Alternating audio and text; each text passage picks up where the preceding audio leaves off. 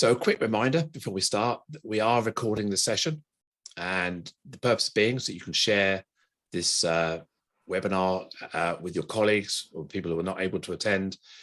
If you've registered on Eventbrite, you will get a copy of the link sent out to you. We are having a media specialist who's going to process it, top and tail it, and make sure it's edited down for all the good bits. So we, the hosts and the panelists, have come together today to invite you to take part in this International Women's Day Break the Bias Roundtable discussion. It's important to us, and we hope for you, the attendees, that we do not just want to talk about bias and inequities being faced by women everywhere, but importantly, we want to take positive action. We are living in a world where the anniversary of Sarah Everard's abduction, rape and murder has just passed, and we're still debating misogyny, sexism, homophobia and racism that's going on within the Met Police Force.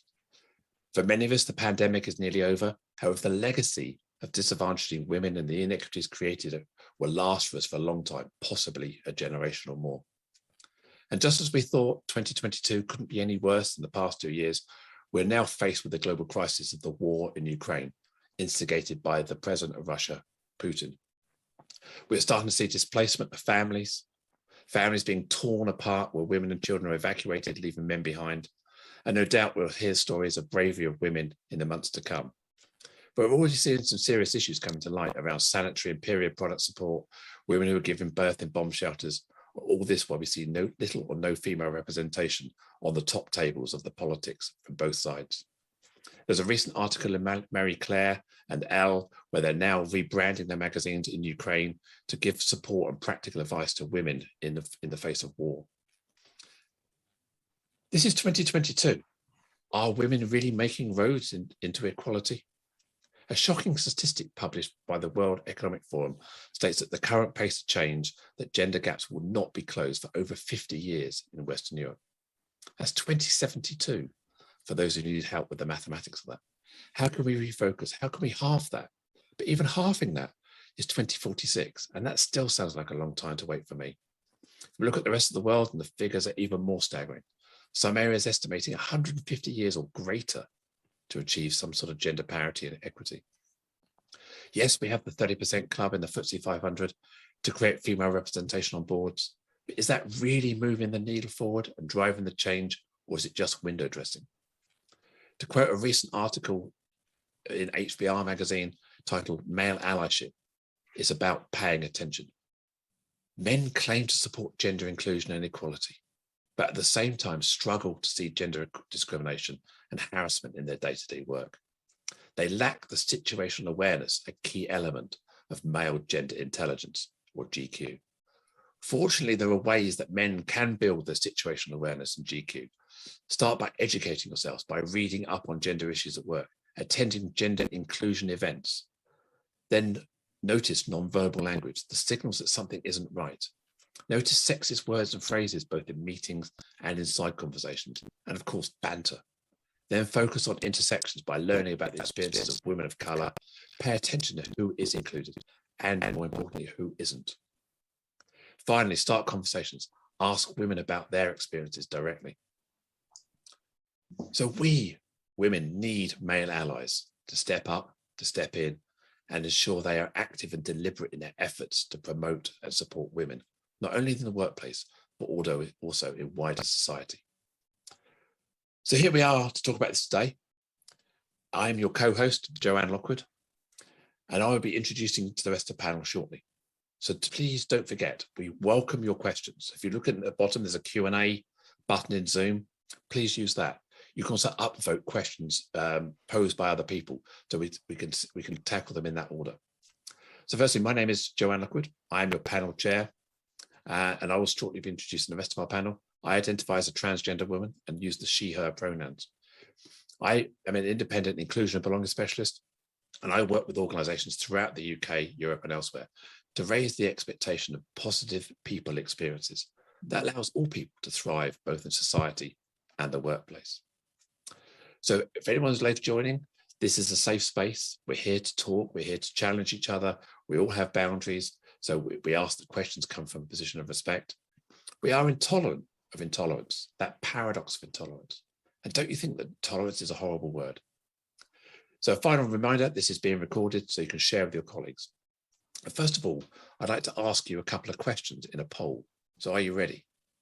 Here we go. Let's start the poll. Launch. Here we go. So the first question, have you ever experienced negative bias or discrimination in the workplace? That's a simple yes or no. And then the second question, what do you think is the main cause of this bias? And you can answer as many, you can tick as many of these boxes as you wish.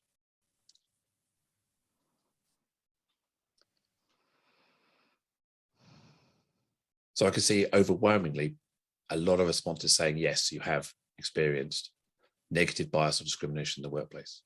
91% of you. Most of you are saying that ignorance is largely the cause. We don't believe it's hate.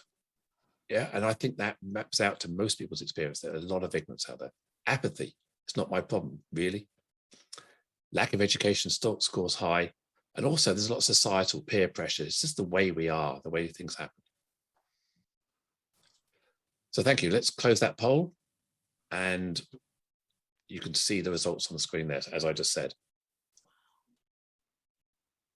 So yeah, most of you have, and that's what we're going to be talking about today. And I'm sure our panelists that we're going to be hearing from in a minute will reflect this feeling, and we'll get into the questions. So please don't forget the Q&A, not the chat for questions. Please use the Q&A function. Thank you. Right. Okay. Without further ado, where's my script gone? Here we go. So I'm joined this morning by this esteemed panel who will each introduce themselves and explain their passion and why they are here today. So to start with, could I introduce Gillian Jones-Williams? Please introduce yourself and let me spotlight you so everyone can see you. Thank you very much, Joanne, for that introduction. And can I start by echoing your thoughts, by recognising the very courageous women in Ukraine who, as I said, up until 3 weeks ago, were doing probably what we're doing here, and now are trying to push back armoured vehicles and learning how to shoot guns. And I think it's a slight irony that International Women's Day started in 1917. I don't know whether any of you knew this, with the women in St. Petersburg coming out on protest for the vote. And since then it's been celebrated in that way. A little bit about me. My name is Gillian Jones-Williams and I'm the founder of Emerge, and we work a lot in the diversity space, but I just want to track back to mention some of the discrimination that I've experienced. When I started my business 25 years ago, it was actually as a result of a case of sexual harassment in a business that I was working in. And I kind of hoped that 25 years on, things might have changed a little bit, but I know it's still happening. I started my business as a person with very little education. The reason I didn't have a university education was because my mother was chronically bipolar and I had to leave home.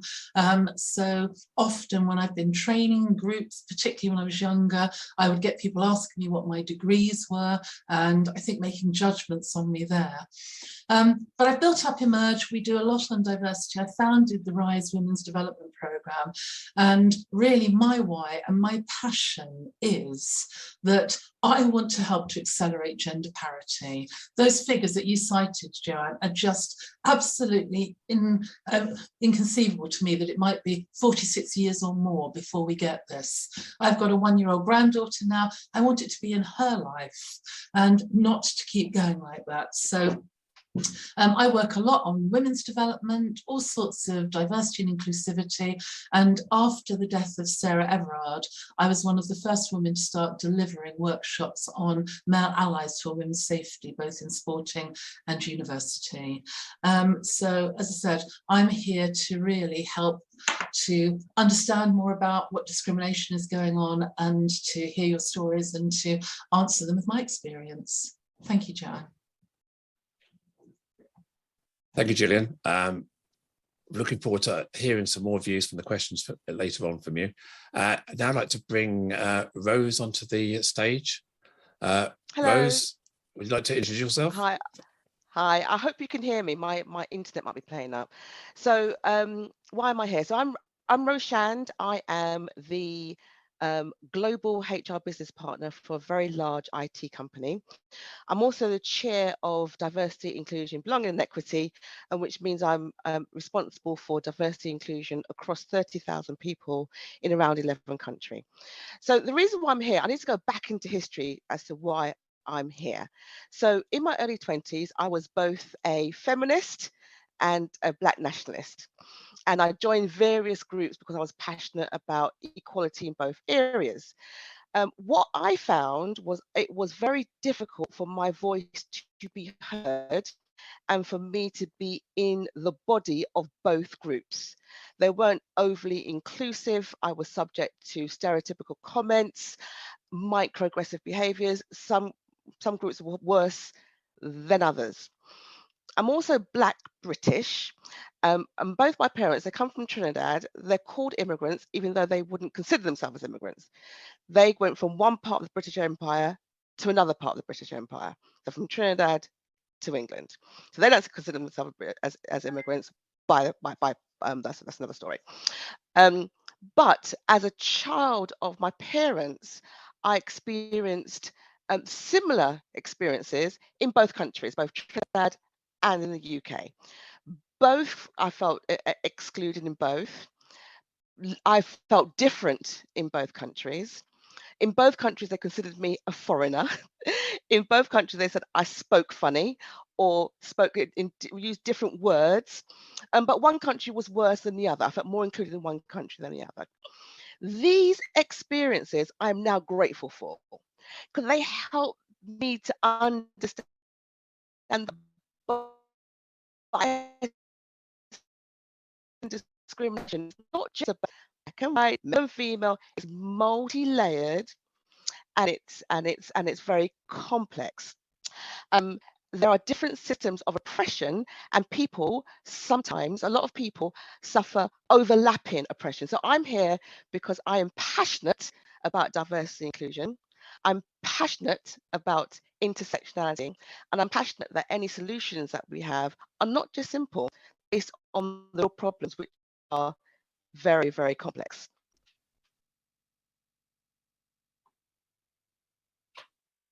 Thanks, Rose. Excellent insight and introduction by yourself there. I'd like to move on now to Mindy Gibbons-Klein. Please join the stage and introduce yourself, please. Hello, thank you so much to everybody for making this a priority. So this topic is a priority for me every day. I'm a speaker and trainer, excuse me, in the area of thought leadership, thoughtful leadership, and inclusion. And the reason why this is such a passion for me is because I've experienced any number of microaggressions, macroaggressions. I will possibly have time to talk about a big one, but actually I'll tell you now.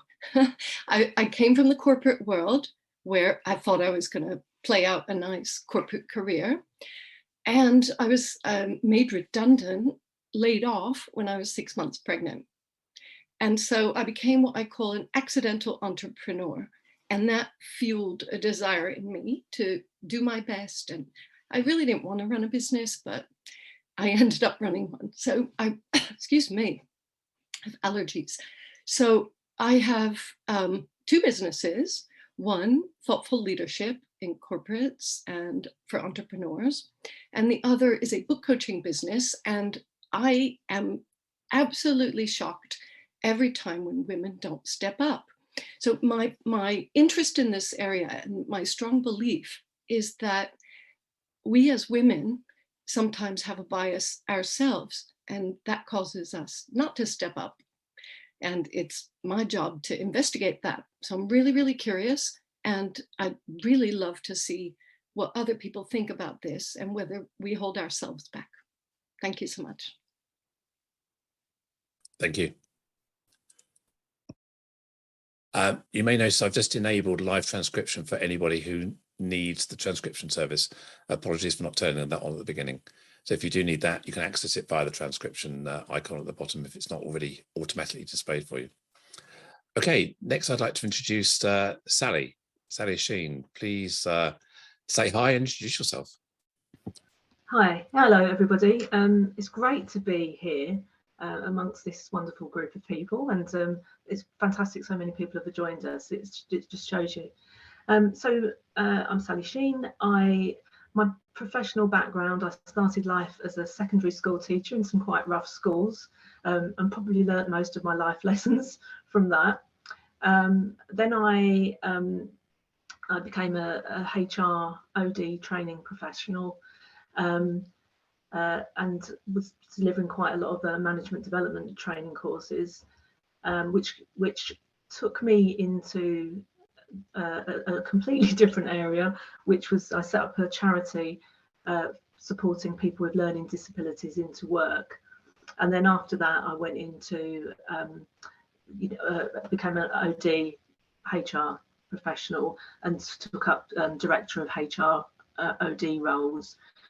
And then after that, I was chief exec at the Fire and Rescue Service College, which is definitely my most favourite job ever. And I've had NED positions in the NHS.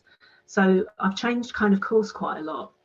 But in terms of my why, it was when I was training to be an executive coach, you become quite introspective as part of that process and figure out, what is driving you. I found, thinking back, that there is a thread throughout my career, and the thread is about people achieving their potential and then expanding that into organisations achieving their potential.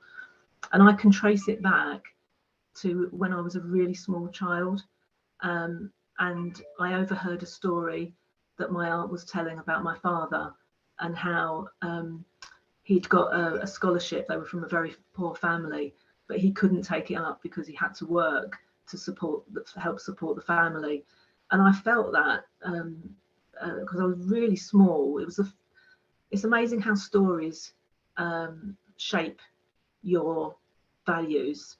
And I know exactly that moment that I felt, a real emotional drive, that was wrong and that everybody should be able to achieve their full potential. And I think that's probably what has driven me through my varied changes of career. There's always that thread.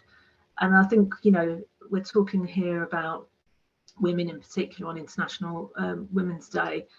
And I've kind of ended up in a lot of male orientated environments, not through choice, it just kind of happened. And I've had really mixed experiences. I've had some horrible experiences, but I've actually mostly had really positive experiences. So I just kind of like to sort of share with you a little bit about my personal learning from my own life, but also perhaps some thoughts as an OD specialist. Thank you, Sally. Thank you. Really impactful. Just a reminder to our audience, we have the Q&A function open. We'd love to have some of your questions. I do have some prepared, don't worry, but I'd love to hear your questions. If you'd like them, direct them to a particular panelist, please do. Please make sure that's in the question. And again, you can upvote the questions as they come. Right. So without further ado, let me introduce our next panelist, Mark Wingfield. Over to you, Mark. Thank you, Joe. Hello, everybody. And I'm a bit of an obvious misnomer here, being a bloke, but I'm very much an ally of women. Just a quick potted history of me. I grew up very much in a male environment. I have two elder brothers, and my fabulous mum managed to corral us all together. Went to an all-boys school. And so why am I here? Well, because I can't stand prejudice, discrimination of any kind, whatever form it takes. And you won't really appreciate from the picture, but I'm not the biggest bloke in the world. My two brothers are much bigger. I grew up having to stand up for myself. Had to do that at school. I, like most people at school, received some kind of bullying, and people learned very quickly that you don't try and bully Mark Wingfield. So I then went away, and because I speak German, and I took a German sort of language option within my degree that I did, I mixed with all women, which was lovely. That was fantastic. So that's my first taste of really getting to know women properly, apart from my own mum. And I traveled a lot. I met lots of different cultures. I lived in Germany. I lived in the States, a mix of all sorts of immigrant populations of all different colors and backgrounds and cultures, of religions and so on. And in my part-time, I've always had a hobby of martial arts since I was 17. And when I took voluntary redundancy from Caterpillar back in 2005, I thought, well, what do I do when this project I'm doing comes to an end? And so I focused on conflict, and particularly a lot of it self-defense, lone working, how to really help people in difficult circumstances, how to look after themselves, how to be assertive, how to keep people at a safe distance. And that's evolved into, I've become a trauma therapist along the way. So those are a couple of things that I'm very happy to take any questions at all. And there's some free things I'd like to offer at the end of this as well, that people can access to just enable you to calm down in the heat of the moment. If there is some kind of discrimination, if there is some kind of bias, whatever it might be, and also to keep people safe. Sarah Overall was mentioned. At the moment, I'm doing a series of self-defense workshops for kids at risk of sexual exploitation, for refuge, for a university, and I've done some various open courses recently. So it's very much a current topic here. Unfortunately, the statistics haven't changed since the awful murder of Sarah Everard and Nicole Smallman and Bieber Henry and various other people whose names have been forgotten. So that there's much to do.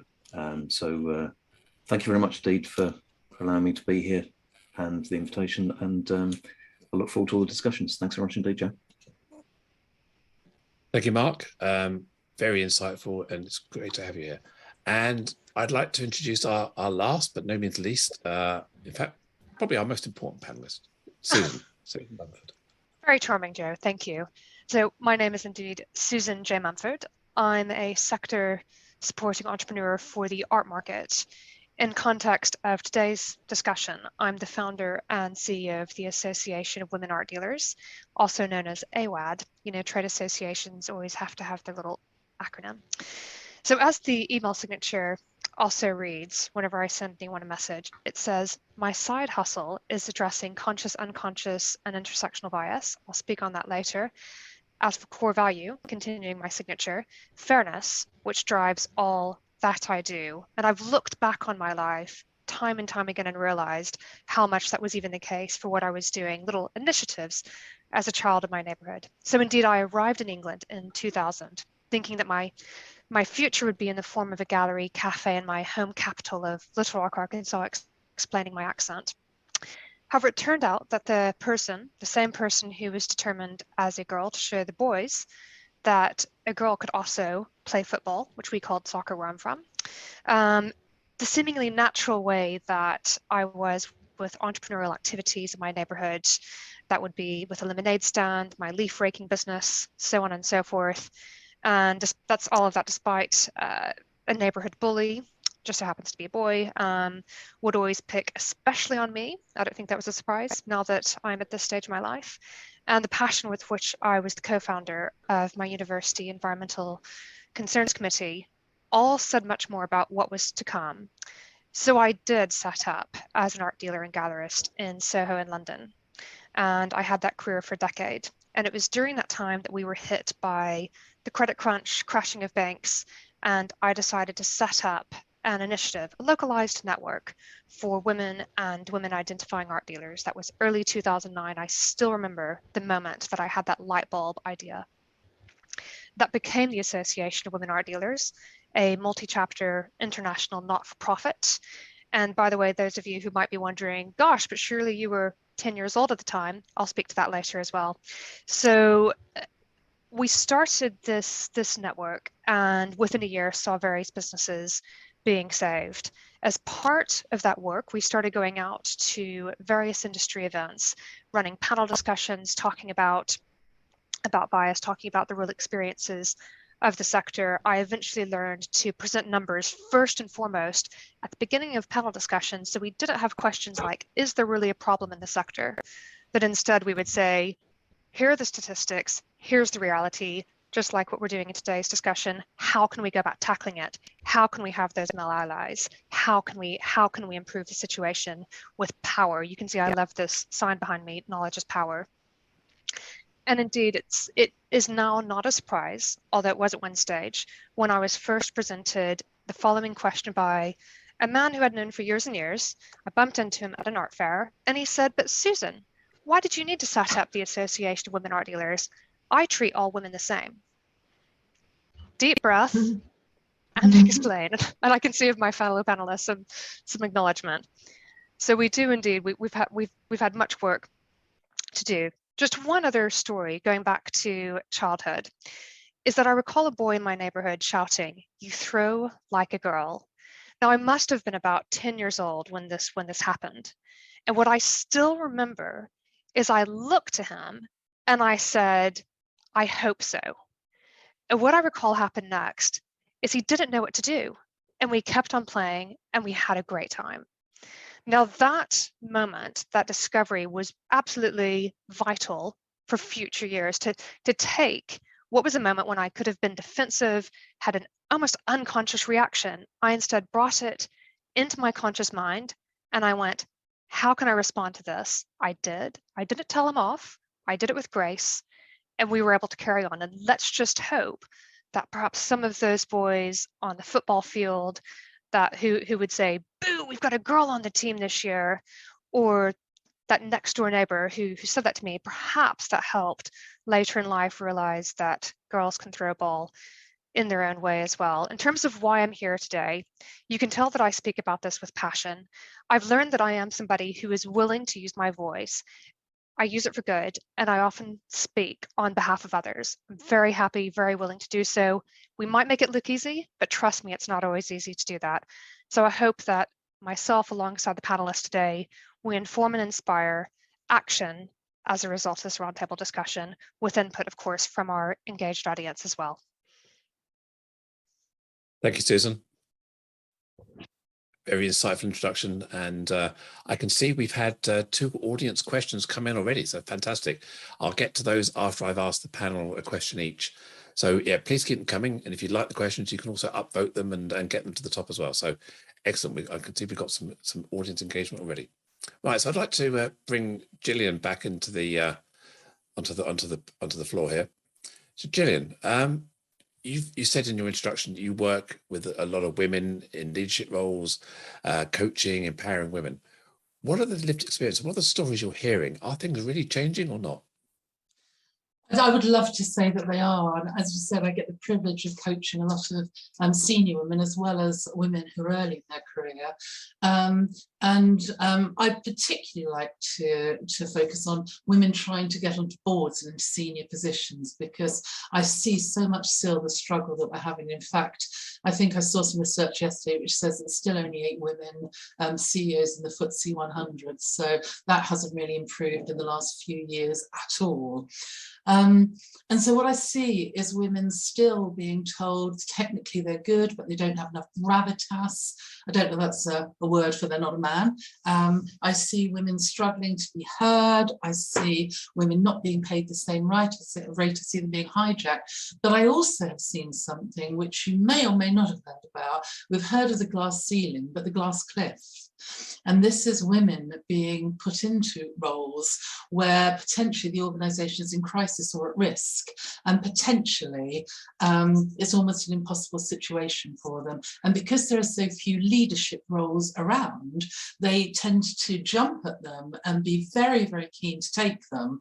And then when they're in them, they suddenly realise they're under more executive scrutiny from shareholders. They're not being given the resources they want. Probably they're isolated because they're the only woman who's on the board, and everybody else is hunkering down and sorting themselves out while they are trying to steer a ship which is, you know, really going in the wrong direction. So I think that, you know, this causes a lot of poor mental health for women. And, you know, you can imagine if you've got to the point in your career where you've been so successful that you think, right, I'm now taking that step to get on the board, and then finding when they do that it actually could be almost career limiting for them. So I think this concept of the glass cliff, which was some research from Exeter University a long, long time ago, is not changing. And through the pandemic, I see it more and more. Yeah, so not only the glass ceiling where you can aspire and you can see your goal, you break through and then you fall off because there's just no support, nowhere to go, and people aren't there for you. And we still see a lot of organisations who are making great moves to employ women at the more junior level and bring them through, but there's still a lack of opportunity to break through. Absolutely. I'm sure you're seeing that. Yeah, the irony is that they often will say, we can't appoint them to the board because they don't have any board experience.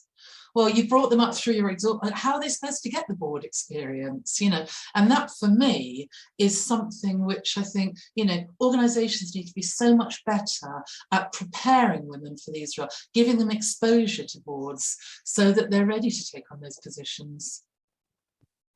I mean, I think you're aware I do a lot of work in the housing sector, and we find that women are very well represented at all levels in the housing sector and the care sector. So maybe what we can do is learn lessons cross-sector and see how housing associations and some public sector bodies are actually promoting women into senior leadership roles, and take advantage of their knowledge and insights. Yeah, absolutely. Thank you, Gillian. I'll pop you back onto the shelf, and I'll see you back in a minute. Maybe a spotlight. Okay, I'd like to bring Rose back. Hello, Rose. Let me add you onto the floor again. So, as a Black woman working in the corporate HR space, as you do, and you're also a mother of two amazing daughters, what discrimination do you feel you face personally? We talked a lot about intersectionality. What's your reality, and what are your hopes and aspirations for your daughters? Oh my goodness. Okay, great question. So as a HR person in a very kind of high profile, and I've always been quite high profile role, I've got a history of employee relations, and I know employment law quite well. You're going to be a very interesting person if you're going to show any kind of discrimination against me. So I think there's discrimination that is hidden, and there's discrimination that is obvious. And I am very aware of what I call HR privilege. So people will act very differently when it comes to me. So I can't tell you a story. Well, I can tell you one story, which I choose not to, but I can tell you I can't tell you stories about the discrimination that I personally have felt because I have my HR privilege, right? However, one thing I will say is that when I was looking for a job, at the time, the stats were something like you would get 3 interviews before you got a job, something like that, 3 or 5 interviews. I can't remember, it was a while ago. And I was getting around 10 to 15 interviews, you know. I realized that my career trajectory should have been like this, but it was kind of like this, you know. So what happens with me is that you go to research, and the research says that there was a study from the Department of Works and Pension, I think it was 2009, I can't remember what it was, and they said that they had 2 lots of CVs, one CV Black and Asian name, other CVs with white sounding names, and the people with Black and Asian names were not called for interviews in the same proportion as the other, you know, right? And the same thing for females. Now I'm Black and I'm female, and so that is obviously going to affect me, but I won't be able to see it because it's just my one experience. I didn't get that job, and in good faith, I'm assuming they did it because I didn't have the experience. So in answer to your question is, I can't give you experience of overt discrimination because of my HR privilege. I'm researched enough to know that it happens, but it doesn't happen in a way that I can challenge it. My children are very clued up. They're Generation X and Generation Z are much more clued up than I was.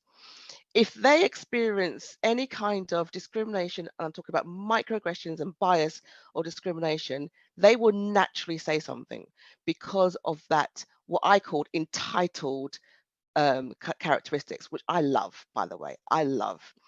So my aspirations for my children is that they keep on finding their brave. So they find their brave and they say what they need to say when they need to say it. I think I love the way that they look for people who are not like them to understand the world better. And I would want that the other way around as well. And finally, and I think most importantly, rather than calling stuff out in the workplace, call stuff in the workplace. So rather than alienating people, getting upset, blah, blah, blah, call people in, help them understand your world, and hopefully help raise their awareness. Does that answer your question? Yeah, I like that. Calling out, call them in. Yeah, I like that idea. And I'm picking up on the point about the fact that you probably face discrimination, but you were unaware because your control group was just yourself. I can sort of reflect on that. When I was looking for roles probably 5 years ago, just after I gender transitioned, I probably applied for 100 plus roles. I got shortlisted for probably half a dozen, and I've applied for lots of NED roles since. And I can't be sure that I'm being denied the opportunity as a trans woman, because it could just be there are better people for the job. But statistically, I'd have thought I'd have been lucky at least once by now. But yeah, never getting past the shortlist, never getting past the first interview, etc., etc. So I think we start to build that pattern in our mind, of whether it's true, but the narrative's still there, that discrimination that is in our minds all the time. So yeah, your HR privilege is probably your spidey senses were kicking in eventually, and you realize what's actually going on. Yeah. So thank you. I'll pop you back on the shelf, and we'll see you back in a minute. Thank you. On the shelf. Remove the spotlight. There we go. Right, so I'd like to just bring Sally back for a one-to-one question. So let's add Sally. Sally, you said you spent a lot of your career working in traditionally male-dominated professions, the police, fire and rescue. How, in your perspective, can we get men to step up to the challenge and speak up against sexism and misogyny?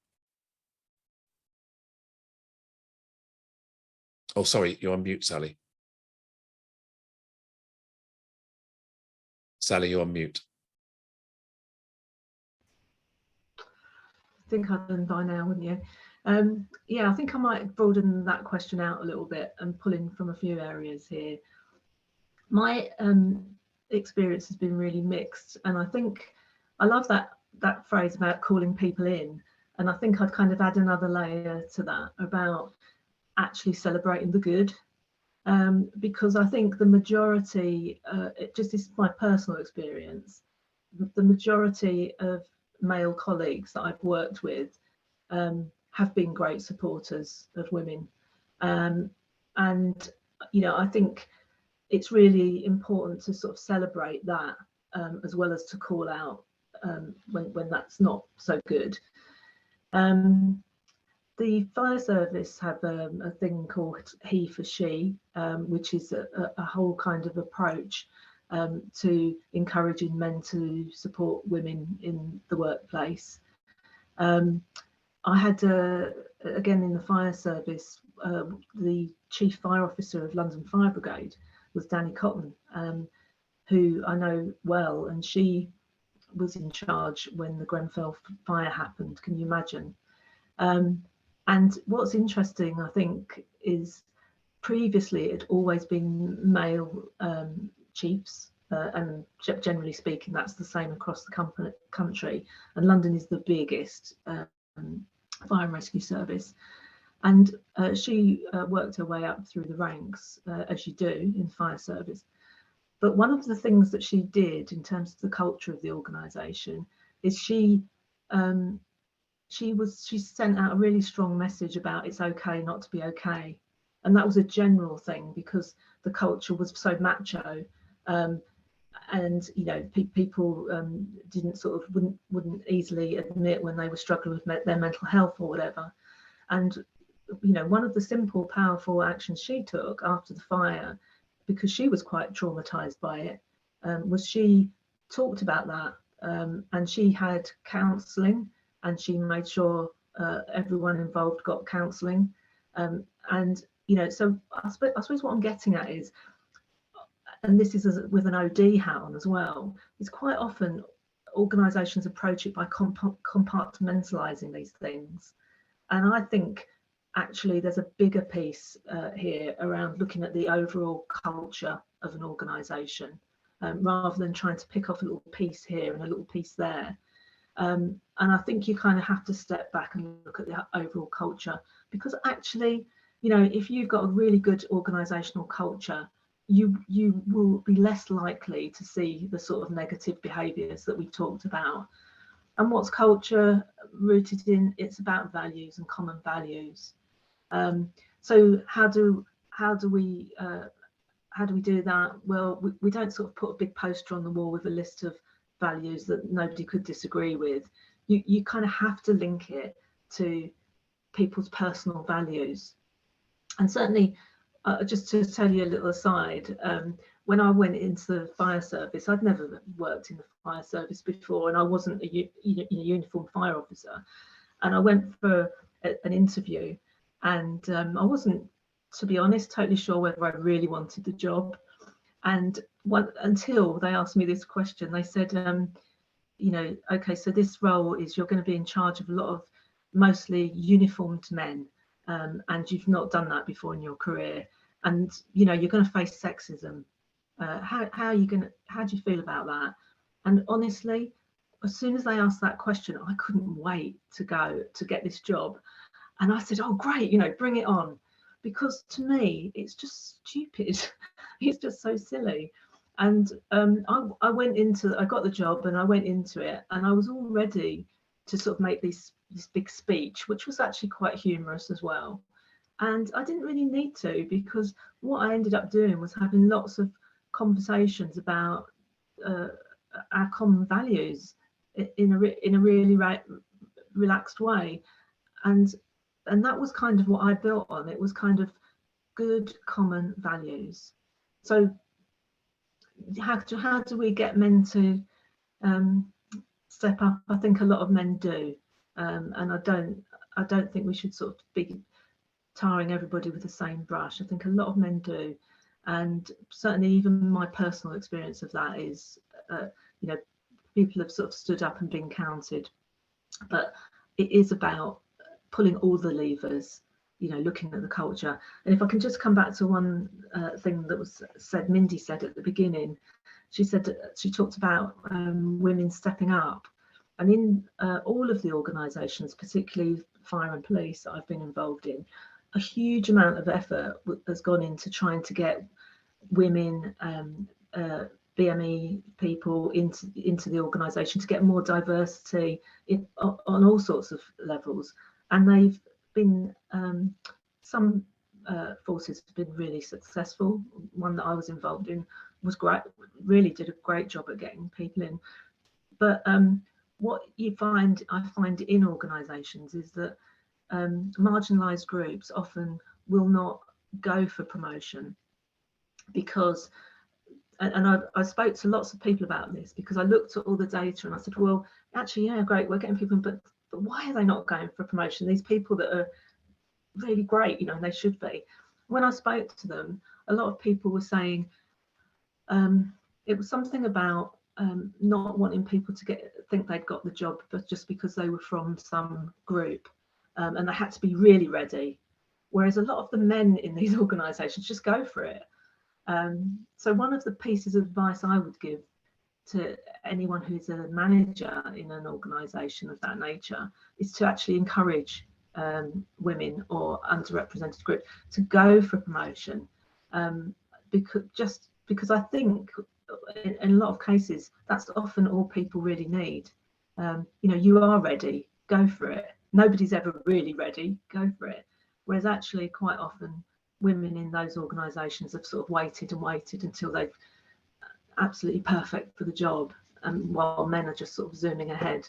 I've rambled all over the place there. Sorry about that. No, thank you. I often speak around the mindset of marginalised, underrepresented people, and the mindset, the limiting beliefs, the lack of belief they can achieve, or the need to be perfect in order to step forward for a role. So I know you've highlighted some great examples there. So thanks, Sally. I'll pop you back on the shelf, and I'd like to bring forward Mark again. Hello, Mark. Right. Hi, Joe. Thank you. Yes. So you said you're a male ally. You've spoken at IWD events before. Mm-hmm. What's your thoughts for the audience of how men can step up? We heard Sally say that many men are, but how do we tackle this #NotAllMen mantra that seems to be deflecting some really great work that people are doing? It's an interesting question. And I was thinking when Sally said that, I thought, oh, actually, it might be useful to bring in a little study that was done some years ago. there was a study done in New York where a guy feigned a heart attack on the pavement, and people would walk past concerned, thinking, oh, somebody will help, somebody will do something. And most of the time they didn't. Then they recreated this experiment, and the guy feigned a heart attack, but whilst he was on the floor, he would go, "Are you over there? Phone the ambulance." And then people did something. And I think you need to talk to people about whatever issues you're going through. You need to make people aware, because some people just don't have the radar. They don't understand what's going on in your world. I put a post out earlier today about, I think I used the terminology, seeing the life through a woman's lens. Now, I can't claim to do that, but I've got an insight because I lived with a lot of women when I was a student. I've got 3 in the household now. Until very recently, until the cat came along and my eldest daughter's boyfriend, I was completely outnumbered. So I've had the privilege of living and experiencing, working with women in all sorts of shapes and sizes and varieties and environments. So I've had an insight that a lot of men haven't. And, you know, and I came from an all boys school, all boys in the family apart from mum. So it's quite possible to learn. And the statistic you had earlier about being ignorant, I think most men are just ignorant, frankly, or haven't had the education or the opportunity to learn about perspectives, you know, to understand what the menopause means, to understand what women go through on a monthly basis, that, you know, for some women, I remember a girl screaming in pain when I was a student. I thought, crikey, what's going on? And you know, just the perspective. So other useful things that people can do, you know, learn how to talk to people more assertively, you know, and have phrases ready. You know, I don't think you're meant to be so rude to me, would be one. There are lots more.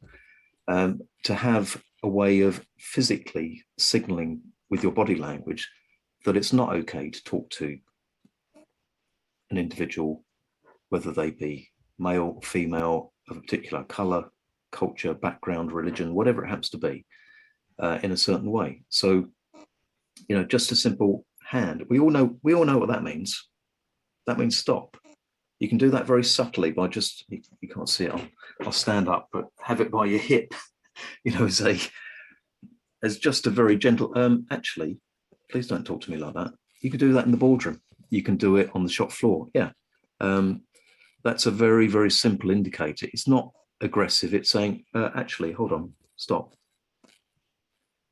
And you can develop that. If it was in a personal safety situation, you can change it to, I'll get my angle right, there we go. Change it to that and use your voice appropriately, but have something that you can say when you're not feeling very confident, when you're feeling the pressure, freezing perhaps in the situation. People talk about the fight or flight, but actually a lot of people freeze and they don't know what to do because it's worrying. It's, you know, people are anxious, the brains don't work very well. And we're back to our mammalian system rather than anything else. So just knowing what to say under pressure, preferably go to somebody who does this sort of stuff under pressure so that you learn it under pressure, and then you're in a far better place. But just having a vocabulary, just having things to say, things that you're going to do, pre-plan this. If somebody is discriminatory in some way, or they say something that's not right, then indicate to them through your body language, through your actions, it's not okay. And, you know, I wouldn't want to go necessarily back to the Equality Act, where there's all of these are enshrined in law for 10 protected characteristics. But you've got that up your sleeve if you need it. And, you know, a subtle word with somebody is far better, first off, than having to go through a tribunal or complain through your manager to their manager and, you know, all that sort of malarkey. So there's lots of practical things that people can do well, I'll leave the other one because I know you can ask us about any tips we might have, so I'll leave something till the end. But it's does that answer your question? I've rambled a bit as well. Yeah, no, that's fantastic. I think it's a great idea to, where possible, pre-prepare your defense mechanism. Yeah. Run through it in your head. If this happened, this is what I would do. Practice with a friend, whatever it may be, a coach. Yep. Excellent. And I love the idea when you said you don't necessarily know what people have been through because you haven't been through it yourself, but you can build an empathy bridge. You can start to understand and walk in their shoes for a bit wherever you can, and understand through compassion about how someone's feeling and what they're going through. So no, some very insightful thoughts there, Mark. Appreciate those. Right, let me pop you back on the shelf. Sure. Off we go. I can see we've had a few questions in the Q&A, and I can see some of our panelists are answering them. So I'll encourage our panelists to keep answering those questions, because I can see we're doing so well here. We're getting to time, so we may not have a huge amount of time for all these questions, so I do apologize for that. But our panel are going through those questions and answering them as we go through. So I'd like to bring Susan back onto the into the spotlight and ask you a question. So Susan, you've built networks, as you were saying, in this global art world. If you don't mind me saying, you have a very youthful appearance. You must have faced bias and discrimination over the years as both a woman and also appearing young and inexperienced. Can you talk about that? Perhaps I've experienced it once or twice, and I suspect having ginger hair plays a role as well, actually. That might sound ridiculous to some, but I've long wondered, maybe there's this unconscious idea that I should be in a cave and uneducated with, I don't know. So in terms of that example of intersectional bias, it is something I've actually experienced a phenomenal amount, to the extent that when I was an early stage art dealer, to give you an idea, I first set up in business in 2004 when I was, quick calculation, 26 years old. And I used to go home to my first husband, lovely person, still close friends, and I would say, I would like to either have my year of birth tattooed on my forehead, or to have a card whenever somebody questions me that I could just give to them. And so I've just anecdotally wondered over the years how many, because I've been running business since 2004, I've been completely self-supporting. I've always just wondered, how many sales did I lose? The last art fair that I did before I went on to other pastures and supporting businesses in the sector instead, partially, or largely in fact, inspired by all of the various experiences that I had had. I made a decision at that art fair that what I would do at the next one is I would have a respectable looking man who didn't know a thing about art possibly on the stand, who could take people and then hand them to me. And it actually turns out that there are couples who I know who have fairs at who have stands at art fairs where that kind of thing happens, where she'll bring along the husband, he gets all the questions, and then he actually passes her on, the person on to the person who knows about the fair. So when it comes specifically to the point on age, what is one thing to mention is that, speaking to what Rose was saying earlier, is that I get a really bizarre experience, because on the one extreme, I get high respect from people who know or know of me in the sector. I'm known to go to art events and people will say, hey, you're Susan. I'll go, yes, I am. And then, of course, I turn the attention to them and what they're doing in their careers and their lives. And then on the other extreme, I get a lack of being taken seriously at all. And it's just really odd. And so when it comes to something like that point of age, it actually is often mentioned to my face in a group of people, because people don't have necessarily the respect for someone who's younger. They think it's okay to talk about that person's age in front of a group of people at professional events. I will have been at the same event as some people on this call today, where this has actually taken place on site. And so that's where you do learn, speaking to what Mark was just saying, you learn how to come up with phrases that you can just say, and it's extremely helpful to do that. And as my own confidence grew, and as I had more and more experience of this, I was able to be cheeky and fun and put it back on the other person, and to get them to think about why they were asking that question, to get them to self-reflect as to why that was taking place. And just 2 weeks ago, I had a man who's younger than me asking me for my advice on what to do when you're not taken seriously giving a presentation. So I was giving him advice on how he could establish authority at the beginning of a talk so that then people would actually listen to him. And I thought, wow, I've now got, people younger than me. So perhaps I can at this stage have some gratitude to still be experiencing it in my mid-40s. And I say that intentionally for those watching now or the replay, that I think, okay, I actually know how to address it. And it's something that we can all learn from and then teach others. So if there are others who experience that, what I would urge you to do is to learn how to address it. And then when other people might be experiencing the same thing, let them know what you do and learn from them as well. Yeah, I think there's a great insightful thing there is recognize your superpower as your difference and use that difference for your personal brand to be memorable, to be recognizable, and play on that. And for the people who don't treat you with respect, you can brush them to one side and just focus on the people who you do want to deal with. So I think that's a really good way of just being you, being recognizable, and stand out for being unashamedly you. I can see I've got Sally waving her hand around on the shelf there. Sally, did you want to say something?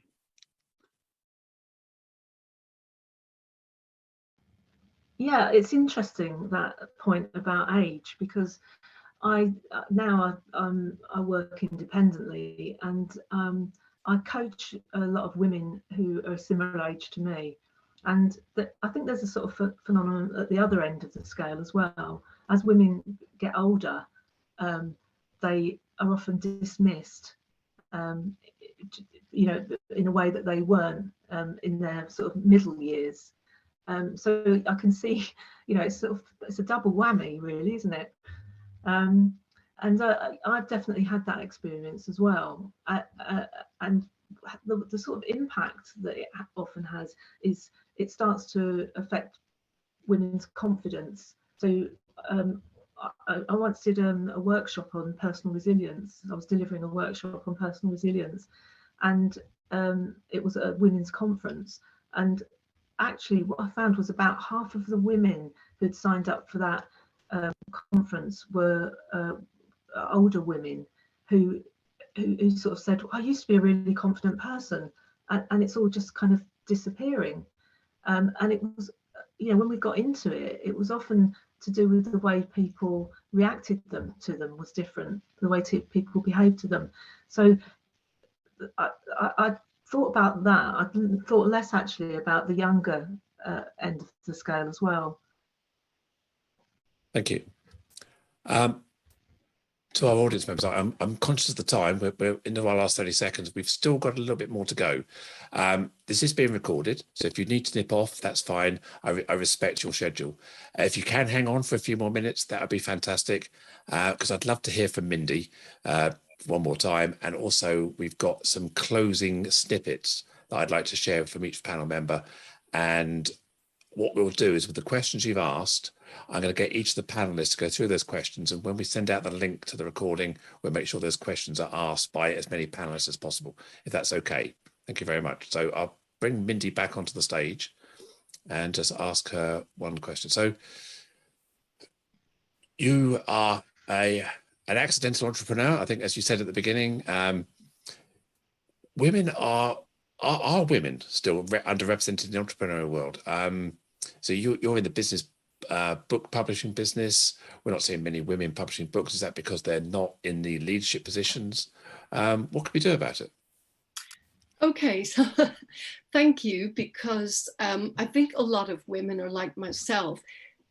These redundancies, and I was made redundant 3 times in my career, that forced me to take the bull by the horns and just chart my own course. I didn't want to, as I said, but I just kept banging my head against a wall, very overt discrimination, which we do not have time to go into. But when I started my own business, I realized that it took me a lot to become a speaker, a trainer, and all the kind of biases that I had in my own head. When my first book came out in 2001, everybody wanted to know about that. And I was so excited to promote my book. But I didn't tell people at that time it had taken me 10 years to write it and publish it. And most of those 10 years were consumed by fear, wrapped up in other guises. But I was just so scared to be exposed. And part of the reason was, you know, you do see more men at that time, a lot more, who would step up, as we've been talking about. And then I started my book coaching business to really help people of all genders and all sorts of groups to write the book they wanted to write.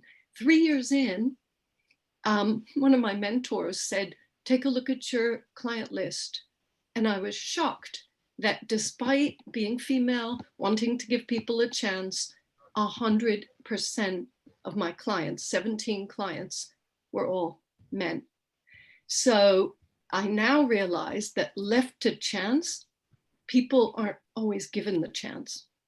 And left to chance, women and people from other underrepresented groups don't always take a chance. So I don't like to leave things to chance. And that started something in me. But the real shocker, and if you've stuck around for this story, you're in luck. 3 years ago, in 2019, I saw a post online, and it was written by a guy, and he said, 38 business books you must read. It was just before Christmas, and I thought, great. I love reading, I love books, I love business. And I started to look down the list. I thought, oh, not many women, not many people of color. I got to the bottom and I had to go back again and realized that not one of the 38 books this guy was recommending was written by a woman. And there was one brown-skinned author in the list. Disgusting. But then I don't blame that guy. I'm sure it was an unconscious bias. But I do think part of it is that women and people from other groups don't always see people who look like themselves on the shelves. I've got a lot of little phrases for you guys, but come find me after, find me on LinkedIn. I've got lots of things that I'm doing about this, but the most important one, I'll wrap up with my initiative. 1 week after seeing that post, I created my 80% initiative. And 80% of my client list must come from underrepresented groups. No exceptions. And we hit it in the first year. I hit 78% in the first year of the pandemic, and the same last year. A little bit harder because there's a lot of fear. But I'm going to keep trying to level that playing field. And I've been accused of positive discrimination, also called reverse discrimination. I make no apologies for doing what's right. And I won't stop until we do level that playing field and show women and people from other groups that they too need to be seen and heard. They can become authors and speakers.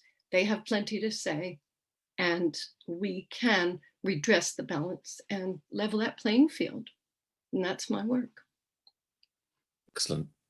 I'm all in favour of positive action and amplifying and creative representation. So you keep doing what you're doing well, because it's making a difference. So yeah, thank you for that. Right. Okay. Let me pop you back onto the shelf. So we're into the last, what I want to finish off is a top tip from each of our panelists. So I'll bring them all back on. Just a quick one breath, no commas, just one tip, and just give you some insight. And just a reminder, we'll share the recording to this session with everybody. We'll answer the questions and make sure we get as many panelists to answer the questions as possible. And we'll also make sure that you get LinkedIn connection details for all the panelists so that they will welcome your connections and you'll be able to continue the conversation after the webinar is finished. So without further ado, let me go back to the panelists for some top tips. So let me go into gallery view. There we go.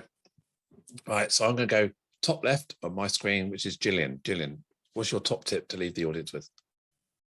Be bold, be courageous, challenge everything, and be you.